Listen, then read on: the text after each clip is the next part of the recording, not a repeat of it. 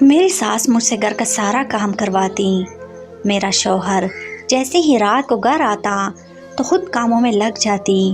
میرا شوہر مجھ پر بہت غصہ ہوتا اور مجھ سے برا سلوک رکھتا۔ ایک روز دروازے پر ایک فقیر آیا۔ فقیر نے مجھے ایک ڈبہ دیا اور کہا، یہ اپنی ساس کے کمرے میں رکھ دے، تیری قسمت بدل جائے گی، مگر خبردار اسے کبھی کھول کر نہ دیکھنا ورنہ غضب ہو جائے گا۔ مجھے یقین نہ تھا مگر ڈبہ لے کر ساس کے کمرے میں رکھ دیا۔ اگلے ہی روز میری ساس میری خدمتیں کرنے لگیں، میرے لاڈ اٹھانے لگیں۔ مجھے تجسس ہوا۔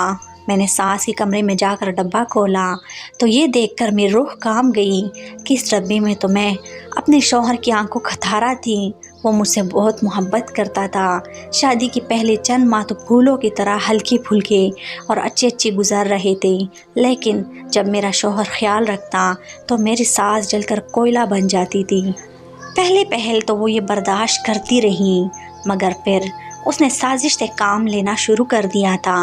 اب وہ سارا دن مجھ سے گھر کے کام کرواتی رہتی تھی، ایک لمحے کے لیے بھی مجھے فارغ نہ بیٹھنے دیتی تھی۔ میں جیسے ہی کام کر کے فارغ ہوتی تو میری ساس ایک نیا کام تیار کر کے کھڑی ہوتی تھی۔ میرے ساس مجھے اتنا بھی وقت نہ دیتی کہ شوہر کے آنے سے پہلے میں تیار ہو کر اچھے سے کپڑے پہن لیا کروں۔ میری شادی کو ابھی 4 ماہ ہی ہوئے تھے، مگر میرا حلیہ کام والی ماسی جیسا ہوتا تھا۔ میرے شوہر کے گھر آنے میں جب تھوڑا سا وقت رہ جاتا تو میری ساس میرے پاس آ کر کہتی کہ اب تمہارا شوہر آنے والا ہے، اس کے لیے تیار ہو جاؤ۔ میں جیسے ہی کمرے میں جاتی میرا شوہر پیچھے سے آ جاتا۔ وہ آتے ہی مجھ سے جھگڑنے لگتا تھا کہ تم میری ماں سے کام کرواتی ہو، تمہیں شرم آنی چاہیے۔ اب میں اپنے شوہر سے کیا کہتی؟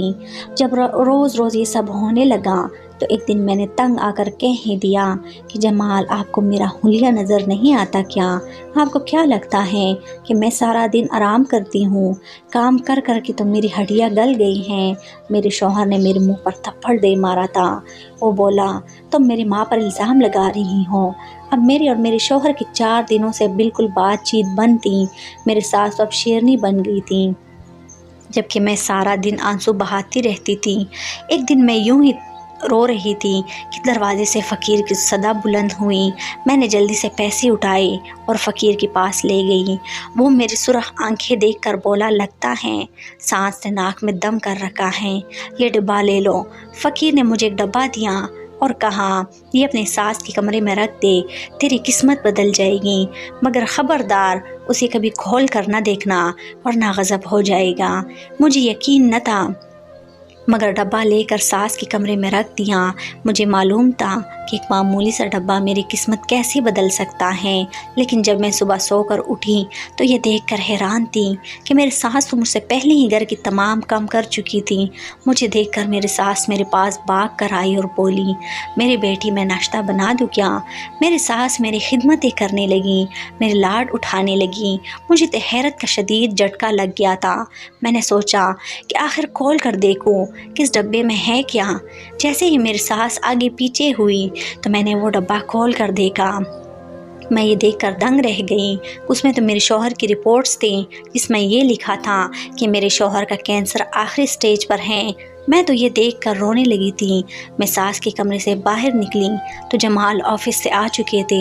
میں ان کا ہاتھ پکڑ کر کمرے میں لے گئی اور بولی، جمال، آپ کو میری قسم ہے، مجھے سچ بتا دے، آپ کو کیا ہوا ہے؟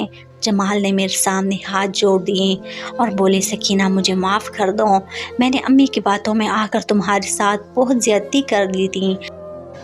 میں نے تمہیں تھپڑ تک دے مارا تھا۔ پھر میں نے ایک دن چھپ کر جاسوسی کی تو مجھ پر یہ راز کھل گیا کہ امی سچ میں تم پر بہت ظلم کرتی ہیں، اس لیے میں نے ایک فقیر کو وہ ڈبہ دے کر تمہارے پاس بھیجا تھا۔ تم نے وہ ڈبہ امی کے کمرے میں رکھ دیا۔ انہوں نے کھول کر دیکھا۔ جب انہیں معلوم ہوا کہ ان کا اکلوتا بیٹا مرنے والا ہے تو وہ تمہارے ساتھ اچھی ہو گئی ہیں۔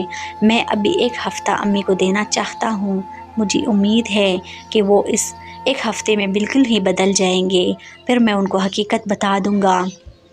پھر جمال نے ایک ہفتے بعد اپنی والدہ کو حقیقت بتا دی تو وہ رو رو کر اللہ کا شکر ادا کرنے لگی تھیں۔ انہوں نے ہاتھ جوڑ کر مجھ سے معافی بھی مانگ لی تھی۔ اب ہم ایک خوشحال زندگی گزار رہے ہیں۔ کبھی بھی جب سیدھی انگلی سے گھی نہیں نکلتا تو انگلی الٹی بھی کرنی پڑ جاتی ہے۔